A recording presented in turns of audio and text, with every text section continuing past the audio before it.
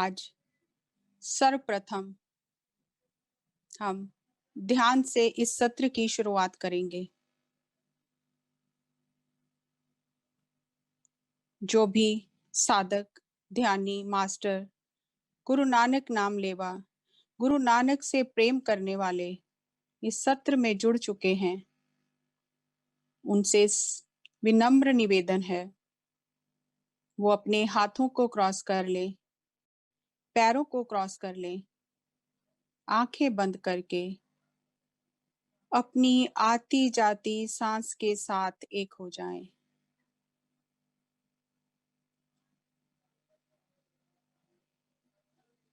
दिन भर की भाग दौड़ में संसार से हमने बहुत कुछ इकट्ठा कर लिया है, इसलिए इससे पहले कि हम यात्रा की शुरुआत करें, हम स्वयं को खाली करना चाहते हैं। हमारे मन में विचारों की जो उथल पुथल है, जो आंधी है, वो शांत हो जाए। हम स्वयं के भीतर जाकर हृदय से, अंतर आत्मा से श्री गुरु नानक देव जी की ऊर्जा के साथ जुड़ जाएं।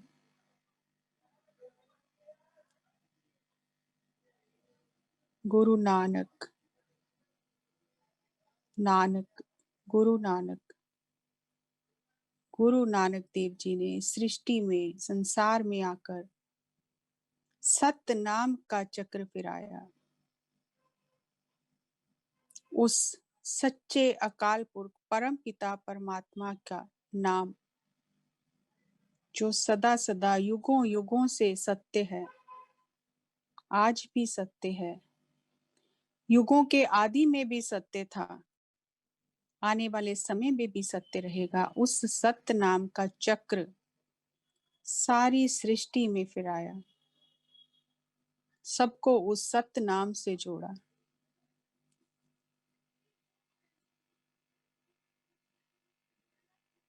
विभिन्न विधियों से, विभिन्न प्रकार के अपनी लीलाओं से, सुंदर उदाहरणों से, हर प्रकार से हमें समझाने का प्रयास किया कि हम इस सत्य के मार्ग पर आगे बढ़ सकें।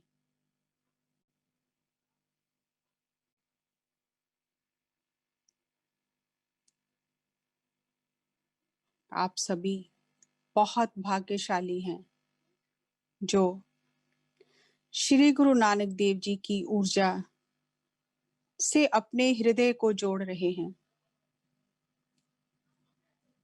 जिसको गुरु नानक देव जी ने स्वयं बुलाया है, वही उनके पास आ सकता है। नानक नाम जहाज है, चढ़े सो उतरे पार, जो श्रद्धा कर सेवंदे, गुर पार उतारन हार। नानक नाम का जहाज है, नानक का नाम ही जहाज है। जो इस जहाज में चढ़ गया, फिर जन्म मरण के चक्कर से मुक्त हो गया।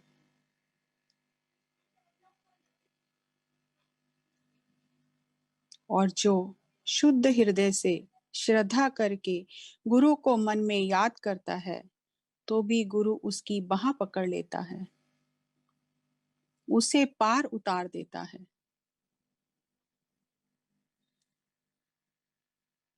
सांसों के साथ अपने भीतर गहरे उतरते जाएं।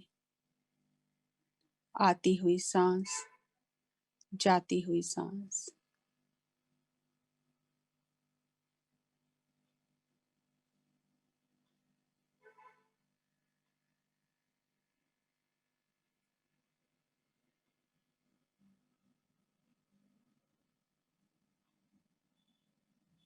जिस नाम की खुमारी का जिक्र गुरु नानक देव जी ने किया है, जिस नाम की खुमारी को उन्होंने संसार में बांटा है, उस नाम की खुमारी की एक बूंद हमें भी प्राप्त हो जाए, हम भी उसके नाम में, उसकी ऊर्जा में मस्त हो जाएं।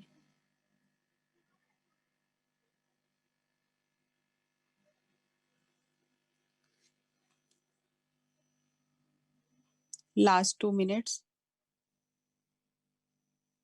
आती हुई सांस और जाती हुई सांस।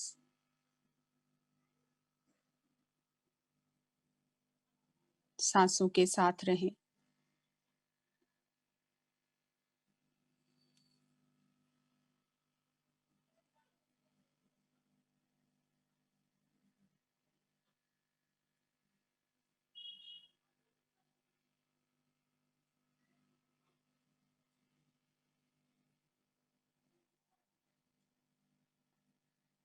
श्री गुरु नानक देव जी ने कहा है, एक सांस जितनी ही हमारी जीवन की सीमा है। सांस आया तो जीवन है, सांस नहीं आया तो जीवन समाप्त है। एक एक सांस अमूल्य है। एक एक सांस का जोड़ हमारा जीवन है। हमें किस तरह से जीवन जीना चाहिए? जीवन क्या है? मृत्यु क्या है? सत्य क्या है? असत्य क्या है? इस जीवन में पकड़ने लायक क्या है? इस जीवन में छोड़ने लायक क्या है? हम श्री गुरु नानक देव जी की शिक्षाओं से जान रहे हैं।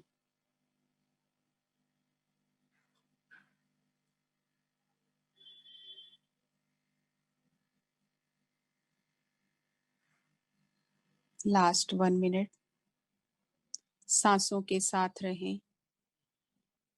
आती हुई सांस और जाती हुई सांस।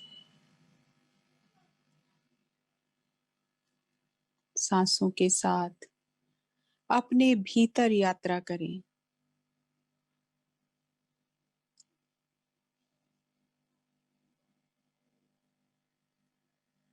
बार बार सभी धर्म ग्रंथों में भीतर की खोज की बात की गई है। स्वयं के भीतर खोज करनी है।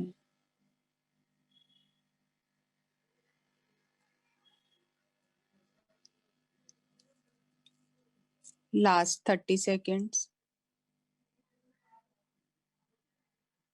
सांसों के साथ रहें। आती हुई सांस और जाती हुई सांस। आती हुई सांस, जाती हुई सांस। Last 10 seconds. 9, 8, 7, 6, 5, 4, 3, 2, 1, 0। धीरे धीरे अपने हाथों को खोलकर अपनी आंखों पर रखें 5 सेकंड के लिए। 5, 4, 3, 2, 1, 0। अपनी हथेलियों के बीच में ही अपनी आंखें खोलकर ध्यान से बाहर आ जाएं। एंड और इस ध्यान के लिए हम जोरदार से ताली बजाएंगे, तालियां बजाएंगे।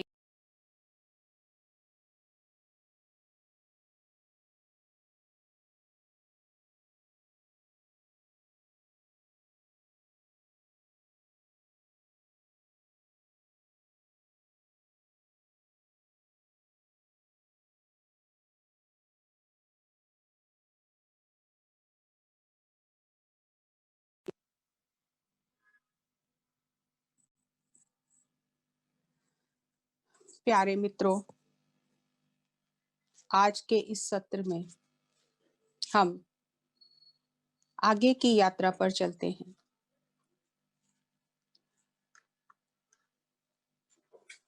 हर दिन हम श्री गुरु नानक देव जी की साखियों से ये जान रहे हैं कि मनुष्य जीवन का उद्देश्य परमात्मा हो जाना है।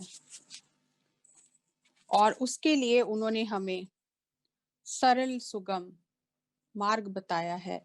ध्यान, स्वाध्याय, सज्जन सांगत्य, सेवा, सिमरन और परोपकार करना, लोक कल्याण करना। हमें लगता है जीवन में हमारे बहुत मित्र हैं, लेकिन श्री गुरु नानक देव जी कहते हैं कि मैं किसके साथ दोस्ती करूं, मुझे तो कोई भी अपना नजर नहीं आता।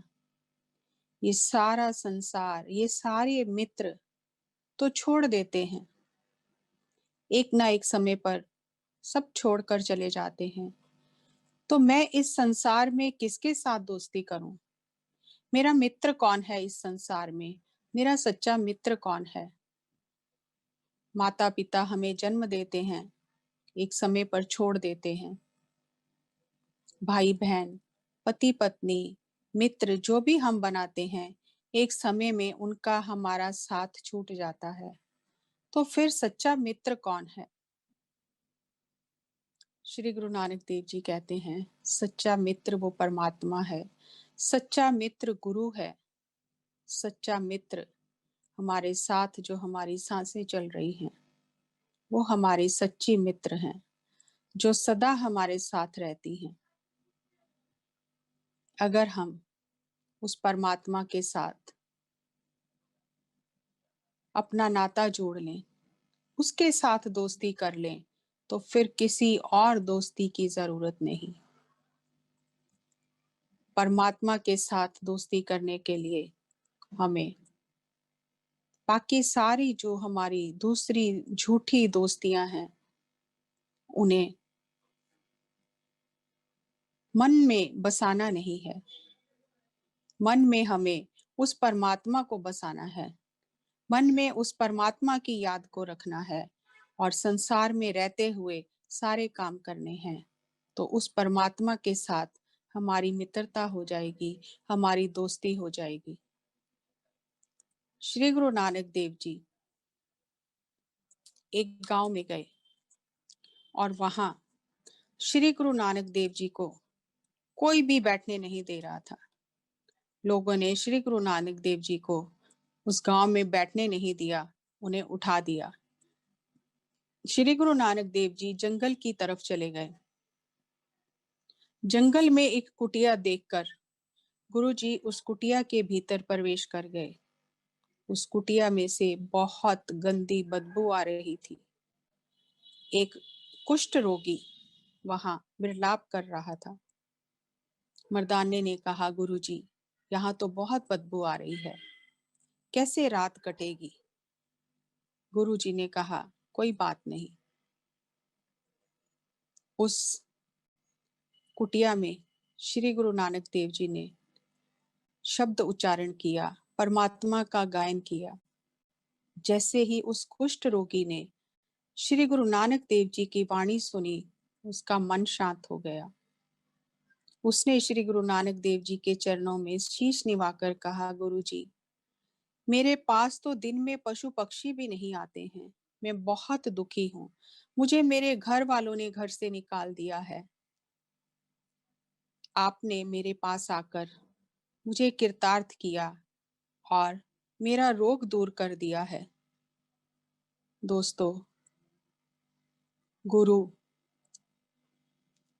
एक कॉस्मिक सर्जन है। अगर गुरु किसी को कीचड़ से निकालना चाहता है तो निकाल लेता है। अगर कोई डॉक्टर ऐसा सोचे कि इस मरीज को मैं हाथ नहीं लगाऊंगा, ये मेरे हाथ खून से भर जाएंगे, इसका गंदा गला सड़ा मांस मेरे हाथों में लग जाएगा, तो कभी भी उस मरीज का इलाज नहीं हो सकता। ऐसे ही गुरु जन्म जन्मों से जो आत्मा बुरे कर्मों की दुर्गंध से, बुरे कर्मों के बोझ से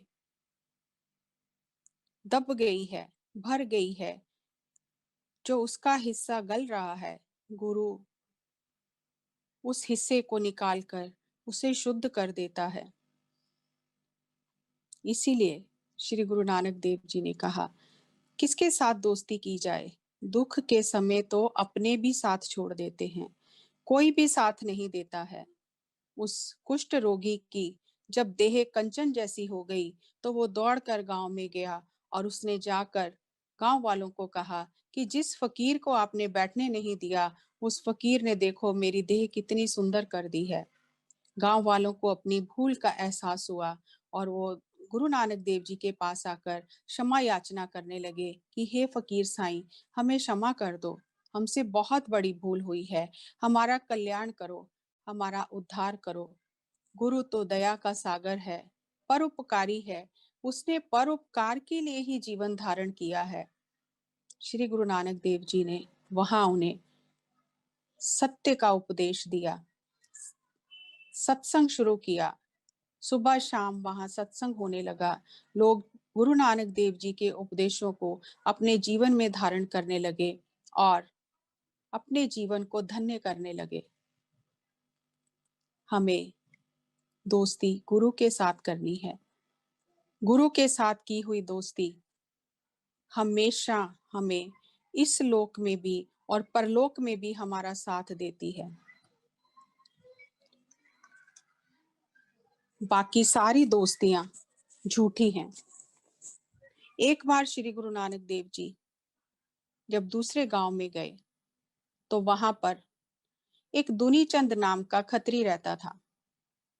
उस दुनीचंद खत्री ने अपने पिता के निमित्त, पिता के लिए श्राद्ध किया था और ब्राह्मणों को भोजन कराया था। जब श्री गुरु नानक देव जी वहां पहुंचे, श्री गुरु नानक देव जी ने कहा, हे दुनीचंद, तूने ब्राह्मणों को भोजन कराया है, पिता के नाम का श्राद्ध किया है, लेकिन तेरा पिता तो शेर की जूनी में यहाँ से जंगल में बैठा हुआ भूखा, कई दिनों का भूखा है। तू ये प्रसाद उसके पास ले जा और जैसे ही उसके आगे तू प्रसाद रखेगा, डरना नहीं, तुझे देखकर उसकी मनुष्य बुद्धि हो जाएगी, वो तेरे से बात करेगा। जा अपने पिता को प्रसाद खिला कर आ। दुनीचंद प्रसाद का थाल लेकर जंगल में चला गया। वहां देखा एक शेर बैठा था और उसके आगे दुनीचंद ने वो थाल रखा और कहा कि आप तो बहुत उत्तम कर्म करते थे, उत्तम लोग थे, फिर आपने ये शेर की देह क्यों प्राप्त की है? तो उस शेर की बुद्धि मनुष्य की बुद्धि हो गई। उसने कहा कि जब मेरे प्राण निकल रहे थे, जब मैं शरीर छोड़ रहा था, उस समय मेरे आसपास किसी ने मांस बनाया, उसकी खुशबू मुझे आई तो मेरा मन किया मैं भी मांस खाऊं। उस वासना के कारण, उस खुशबू के कारण जो मेरे अंदर मरने के समय वासना उत्पन्न हुई, मुझे ये शेर की योनि प्राप्त हुई है। उसने कहा, हे पुत्र, सच्चे गुरु को ढूंढ और सच्चे गुरु का आसरा ले, सच्चे गुरु से मार्गदर्शन ले, ताकि ये मनुष्य जीवन सफल हो जाए। दुनीचंद उसको प्रसाद खिलाकर वापस गुरु नानक देव जी के पास आ गया, पर मन में बहुत भयभीत हुआ और श्री गुरु नानक देव जी को कहने लगा कि आप मुझे मार्ग बताओ। गुरु नानक देव जी ने उसे एक सुई दी और कहा, ये सुई हमारी संभाल के रख लेना, परमात्मा की दरगाह में हम तेरे से ये सुई वापस ले लेंगे। दुनीचंद क्योंकि बहुत धनवान था, बहुत पैसा था, नहीं समझ आया कि गुरु ने क्या पहेली डाली है। दुनीचंद वो सुई लेकर घर आ गया और अपनी स्त्री को कहा कि गुरु ने ये सुई दी है और ये मुझे अगले लोक में जाकर गुरु को वापस करनी है। लेकिन वो गृहिणी बहुत समझदार थी। उसने कहा, क्या बात कर रहे हो? आपको ये ज्ञान ही नहीं है कि शरीर तक तो साथ नहीं जाता, तो ये आत्मा के साथ सुई कैसे जाएगी? वो पहुंचा हुआ फकीर है, उससे कल्याण का मार्ग पूछो, जो वो कहता है वो करो और ये सुई उसकी वापस देकर आओ। तो दुनीचंद वो सुई लेकर वापस श्री गुरु नानक देव जी के पास आ गया और दुनीचंद ने कहा कि गुरु जी, ये सुई तो मरने के बाद साथ नहीं जा सकती है, आप मेरा मार्गदर्शन करो। मैंने 7 लाख रुपया जमा किया है, मुझे कोई ऐसा मार्ग बताओ कि ये पैसा मेरे साथ कैसे पहुंच सकता है। तो श्री गुरु नानक देव जी ने कहा, हे दुनीचंद, इस धन से अच्छे कर्म कर, गरीबों की मदद कर, सेवा कर और परमात्मा का नाम ले, तब ये धन तेरे साथ आगे जाएगा। शुभ कर्म ही आगे जा सकते हैं। तो यहाँ श्री गुरु नानक देव जी ने दुनी चंद को उपदेश देते हुए कहा, हे दुनी चंद, मनुष्य के 3 मित्र हैं। सबसे पहला मित्र पदार्थ है, धन है, जो थोड़ा समय मनुष्य का साथ देता है। उसके बाद मनुष्य का दूसरा मित्र उसका परिवार है। जब मनुष्य इस शरीर का त्याग कर देता है तो उसका परिवार उसको शमशान में जला आता है, बस शमशान तक परिवार साथ देता है। उसके बाद तीसरा उसका मित्र उसके कर्म हैं, जो अच्छे और बुरे जो कर्म किए हैं उनका फल मनुष्य को भोगना पड़ता है। ये कर्म मनुष्य के साथ, आत्मा के साथ रहते हैं। इसलिए शुभ कर्मों को अर्जित करके जो सच्चे साथी हैं, परमात्मा के नाम पर गरीब, नंगे, भूखे को अनाज देना, उनकी सेवा करना और सुबह शाम यहाँ धर्मशाला बनाकर इकट्ठे होकर कीर्तन करना, तब तेरी कल्याण होगी। तो दुनी चंद ने गुरु नानक देव जी के वचनों का पालन किया। श्री गुरु नानक देव जी दुनी चंद का उद्धार करके वहां से आगे एक ऐसे स्थान पर गए जहां पर एक नूरशाह नाम की जादूगरनी थी। वो काला जादू जानती थी। मर्दाने ने श्री गुरु नानक देव जी को कहा, आप तो जंगल में बैठे हो, मुझे अगर आज्ञा करो तो मैं शहर में जाकर कुछ खा आऊं। तो श्री गुरु नानक देव जी ने कहा, मर्दाना, ये शहर जाने का नहीं है। मर्दाने ने कहा, गुरुजी, जहां कोई नगर आता है वहां कहते हो जाना नहीं और जंगलों में घुमाते रहते हो। तो गुरुजी ने कहा, तेरी तू जान। तो मर्दाना श्री गुरु नानक देव जी से आज्ञा लेकर नगर में आ गया। वहां नगर में जो नूरशाह जादूगरनी थी, जब उन्होंने एक ऐसे मनुष्य को देखा जो परदेश से आया है, तो उन्होंने जादू करके मर्दाने को भेड़ बना दिया और उसके गले में धागा बांधकर अंदर अपने घर में बंद कर लिया। अब श्री गुरु नानक देव जी के आगे मर्दाना मन ही मन प्रार्थना करता है कि गुरु जी, मैं कहाँ फंस गया हूँ, आप आकर मेरी रक्षा करो। तो श्री गुरु नानक देव जी बाले को साथ लेकर नगर में आए और कहा, यहाँ हमारा आदमी आया है। तो उन स्त्रियों ने कहा, यहाँ तो कोई नहीं आया। तो श्री गुरु नानक देव जी ने बाले को कहा कि अंदर जाकर मर्दाने के गले से धागा तोड़ दे और मर्दाने को बाहर ले आ। तो बाले ने अंदर जाकर मर्दाने के गले से धागा तोड़ दिया और मर्दाना बाहर आ गया। मर्दाने ने कहा, गुरुजी, आपकी कृपा से मैं बच गया हूँ। काला जादू जो उन्होंने मर्दाने के ऊपर किया था, उसके ऊपर मर्दाने के कोई असर नहीं हुआ। वहां पर श्री गुरु नानक देव जी ने नूरशाह को उपदेश दिया कि ये झूठे जादू दिखाकर, लोगों को वश में करके, लोगों को दुख देकर ये कर्म जो इकट्ठे कर रहे हो, ये कर्म आगे जाकर भुगतने पड़ेंगे, भोगने पड़ेंगे। वहां जो स्त्रियां थी, उनके सिर पर जो पानी के घड़े थे वो चिपक गए, उतर नहीं रहे थे। जब शाम को उनके पति घर आए, उन्होंने देखा कि किसी भी तरह से वो घड़े सिर से नहीं उतर रहे हैं। तो उन्हें ये बात एहसास हो गया कि गुरु नानक देव जी के सिख की, मर्दाने की जो बेअदबी की है, जो अनादर किया है, उसी का ये फल है। तो उन्होंने श्री गुरु नानक देव जी को आगे प्रार्थना की कि आप हमारे गुनाह बख्श दो। श्री गुरु नानक देव जी ने बाले को कहा, सतनाम वाहिगुरु का जाप करके इनके सिर पर पानी के छींटे मार, ये घड़े उतर जाएंगे। तो बाले ने वैसे ही किया। श्री गुरु नानक देव जी ने नूरशाह जादूगरनी को अपना सिख बनाया। नूरशाह जादूगरनी ने गुरु नानक देव जी के आगे मत्था टेका और कहा कि गुरु जी, आप जो हुक्म करोगे मैं वही करूंगी। तो गुरु जी ने वहां नूरशाह को कहा कि धर्मशाला बनाओ, आएगे सिख साध की सेवा करनी, किसी को पकड़ना नहीं, किसी के ऊपर जादू नहीं करना, सत्संग करना, सुबह शाम धर्मशाला में कीर्तन करना, सेवा करनी, तब आपका कल्याण होगा। तो नूरशाह को सिखनी बनाया गुरुजी ने। श्री गुरु नानक देव जी ने स्त्री और पुरुष दोनों में कोई भेद नहीं किया। स्त्रियों को भी समान अधिकार दिए, समान आदर दिया। स्त्रियों को भी सत्य का मार्ग बताया। उस समय जब संसार में बहुत जातिवाद था, ऊंच नीच का बहुत भेद था, स्त्री पुरुष में बहुत भेद था, जब स्त्री को नीची दृष्टि से देखा जाता था, किसी धार्मिक अनुष्ठान में स्त्रियों को योगदान नहीं देने दिया जाता था, उन्हें अपवित्र समझा जाता था, उस समय श्री गुरु नानक देव जी ने इस कुरीति को दूर किया और बराबर का स्थान दिया। और श्री गुरु नानक देव जी ने अपनी गुरबानी में कहा कि जिस कोख से अवतार पैदा होते हैं, शूरवीर पैदा होते हैं, ऋषि मुनि पैदा होते हैं, वो अपवित्र कैसे हो सकती है।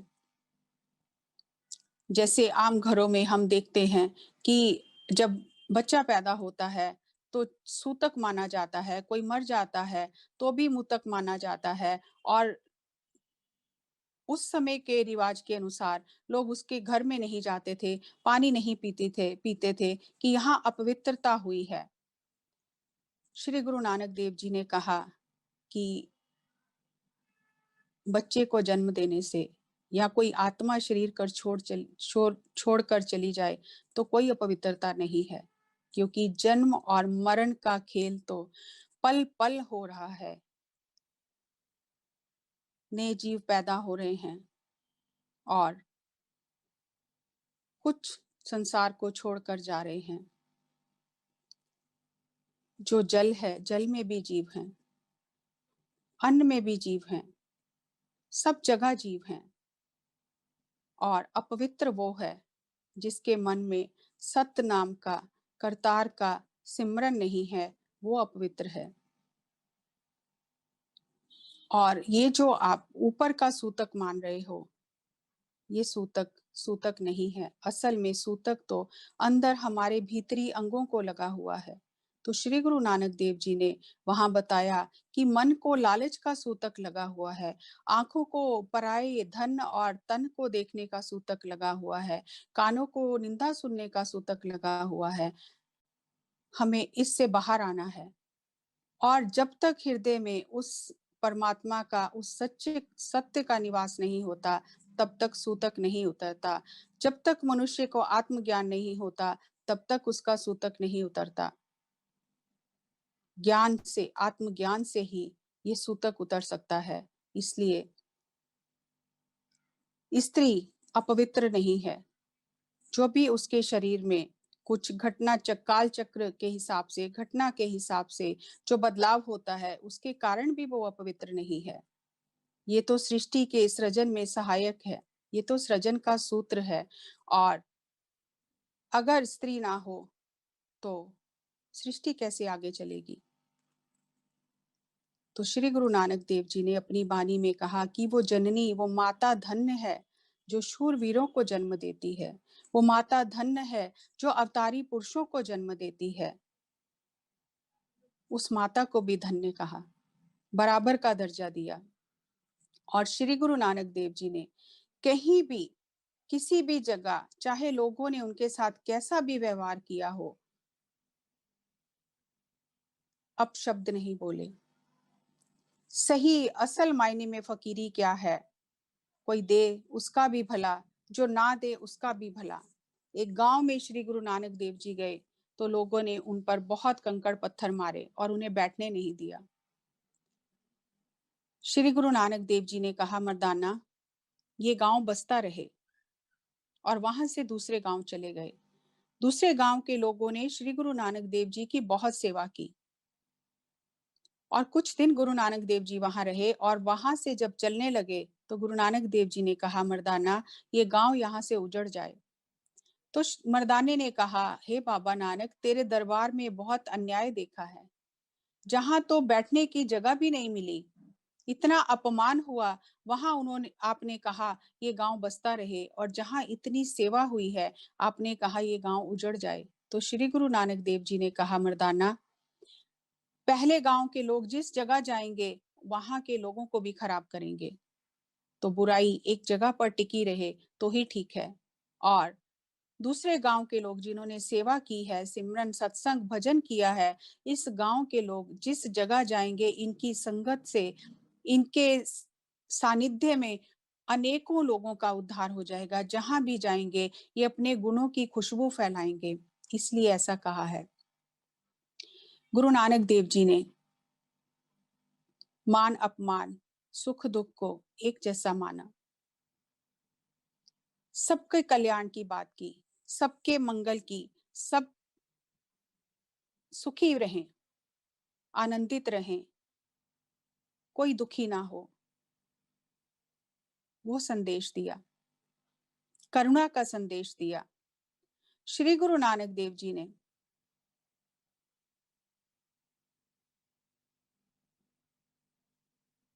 हमें बताया करने योग्य क्या है और ना करने योग्य क्या है। एक पंडित गुरु नानक देव जी के पास आया। उस समय गुरु नानक देव जी रसोई में बैठकर भोजन कर रहे थे। गुरु नानक देव जी ने कहा, हे पंडित जी, आओ आप भी भोजन ग्रहण करो। तो पंडित ने कहा, गुरु जी, मैं आपकी रसोई का बना हुआ भोजन नहीं कर सकता। मेरे गले में जनेऊ है। मैं धरती खोद कर, उसको लीप कर, लकड़ियों को धोकर तब भोजन पकाऊंगा अपने हाथ से, तब भोजन खाऊंगा। तो श्री गुरु नानक देव जी ने कहा, ठीक है, आप राशन पानी ले जाओ और आप जाकर भोजन पकाकर खा लो। पंडित गया और उसने जाकर धरती खोदनी शुरू की। जहां धरती खोदे वहीं से हड्डियां निकल आईं। सारा दिन धरती खोदता रहा, कोई भी जगह नहीं मिली जहां पर वो अपना चूल्हा या चौका बना सके। थक कर, हार कर वापिस शाम को श्री गुरु नानक देव जी के चरणों में आया। कहा, गुरु जी, मेरी भूल क्षमा करें, मुझे अपनी रसोई से भोजन दें। श्री गुरु नानक देव जी ने कहा, हे स्वामी देवता, वो समय निकल गया है।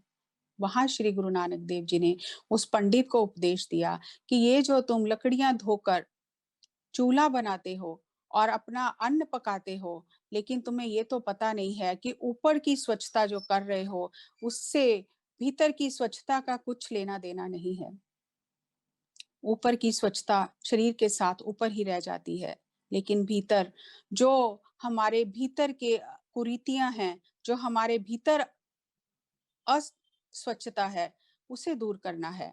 तो वहां पर श्री गुरु नानक देव जी ने कहा, एक शब्द उच्चारण किया कि जो पराई निंदा करते हैं, पराई निंदा ऐसा ही है जैसा हम स्वीपर का काम कर रहे हैं, जमादार का काम कर रहे हैं, दूसरों का कूड़ा उठा रहे हैं, ये पराई निंदा करनी है। ऊपर से चौके को लेप भी कर दिया, लेकिन अंदर जो पराई निंदा करके कूड़ा इकट्ठा किया है, वो तो साथ ही है।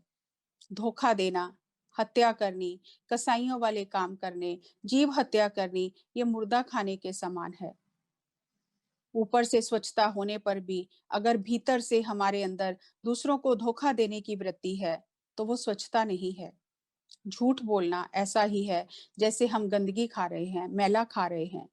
तो ऊपर से हम अगर लीप पोछ कर, स्वच्छता करके, लकड़ियों को धोकर अन्न पका लेंगे, लेकिन अंदर की जो हमारी कुरीतियां हैं, बुराइयां हैं, जहां भी हम बैठेंगे, वो तो हमारे साथ ही रहेंगी। वहां पर श्री गुरु नानक देव जी ने कहा कि पराई निंदा को त्याग कर हमें परमात्मा का गुणगान करना है, सत्य की बात करनी है। अगर सत्य की बात नहीं आती है तो सिमरन करना है, चुप रहना है, ध्यान करना है, नहीं तो फालतू बातें, इधर उधर की बातें, झूठी निंदा चुगली नहीं करनी है। तब वो भीतर की स्वच्छता हमारे साथ जाएगी। और जीवों पर दया करनी है, जीव हत्या नहीं करनी है। एक पंडित को उपदेश देने के बाद श्री गुरु नानक देव जी ने कहा, अगर इस तरह का मन का संयम, अनुशासन आप अपने जीवन में धारण करोगे, तो आपके आसपास शुभ कर्मों की लक्ष्मण रेखा बन जाएगी और जो लोक परलोक में ये आपको यश प्रदान करेगी। तो हमें ऊपर के आडंबरों को छोड़कर भीतर की स्वच्छता पर ध्यान देना है। हम अपने भीतर को स्वच्छ करें। क्या करना है, क्या नहीं करना है, गुरु जी बार बार हमें बता रहे हैं। दया करनी जीवों पर, एक जुलाहे ने गुरुजी को एक बहुत सुंदर गलीचा भेंट किया और गुरुजी को कहा कि गुरुजी आप अपने नीचे ये गलीचा बिछाओ। गुरुजी ने कहा तेरी भावना क्या है? उसने कहा मेरे घर औलाद नहीं होती है, आप कृपा करो मेरे घर औलाद हो जाए। तो श्री गुरु नानक देव जी ने कहा हमें तो पूरी धरती का इतना बड़ा गलीचा परमात्मा ने दिया है, हम ये छोटे से गलीचे का क्या करेंगे? लेकिन अगर तेरी श्रद्धा है तो सामने जो कुत्ती ने बच्चे दिए हैं और वो ठंड से ठिठुर रही है, उसके नीचे ये गलीचा बिछा दे। जीवों पर दया करना, जीव हत्या नहीं करना, ये श्री गुरु नानक देव जी ने उपदेश दिया। अगर हम गुरु के मार्ग पर चलना चाहते हैं तो हमें गुरु के दिए हुए उपदेशों को जीवन में धारण करना होगा। और आज वही बातें हमें पत्री जी हमारी भाषा में समझा रहे हैं। No complaints, no judgement, no criticism, no gossiping, no killing, non violence, ये हमें छोड़ना है, ये नहीं करना है। और करना क्या है? ध्यान करना है, स्वाध्याय करना है, सज्जन सांगत्य करना है। बार बार सभी अवतारी पुरुष यही समझाते हैं।